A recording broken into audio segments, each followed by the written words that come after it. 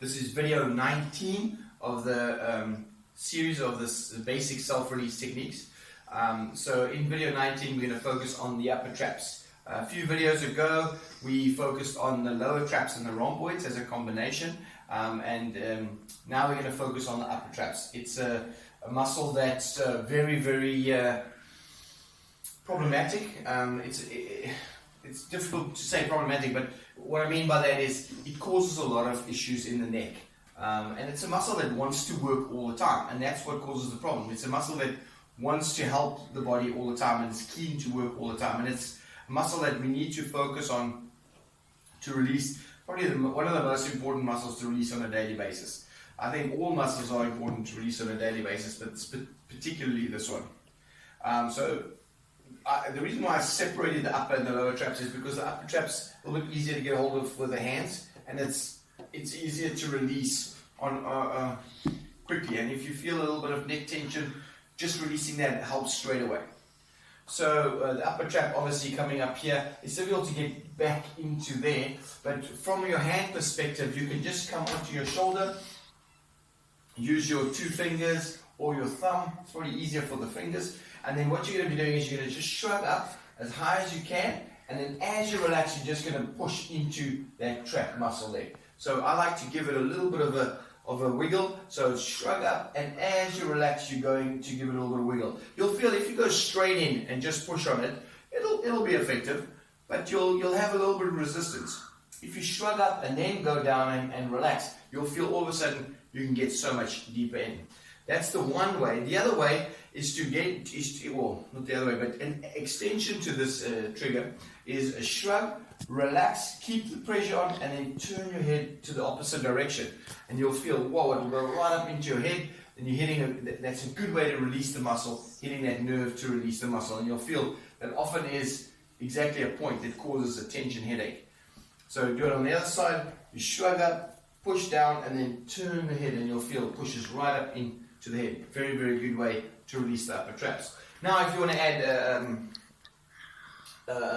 add tools to that, we obviously got all the tools that we've been going through the series: hockey ball, cricket ball. For these videos, I'm using a cricket ball.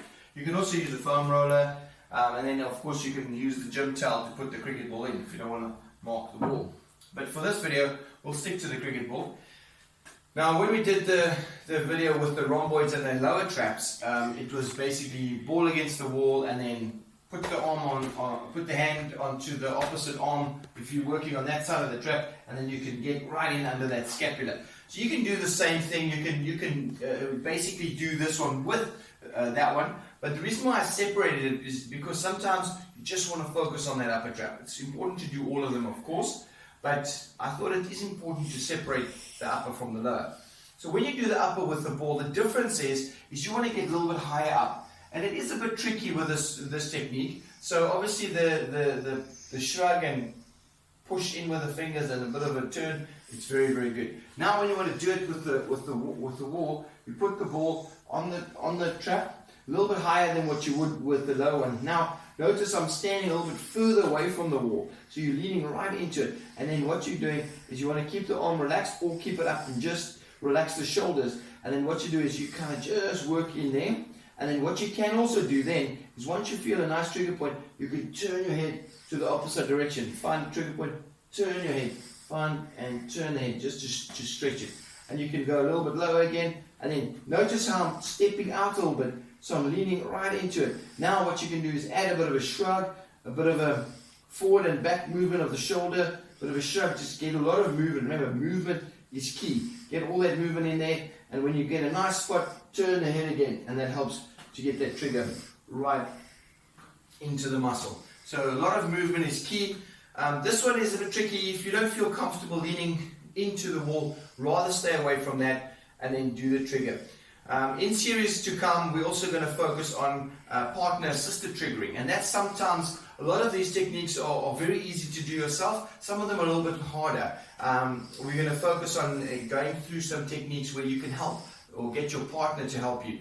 And this is one that maybe will be a really easy and good one to get a partner, just to give you a little assistance if you're really struggling, if you can't get in yourself. But doing these little triggers every single day, will make a huge difference in your whole mobility and just general well-being. That's the traps. Hope you find them. Thanks for watching.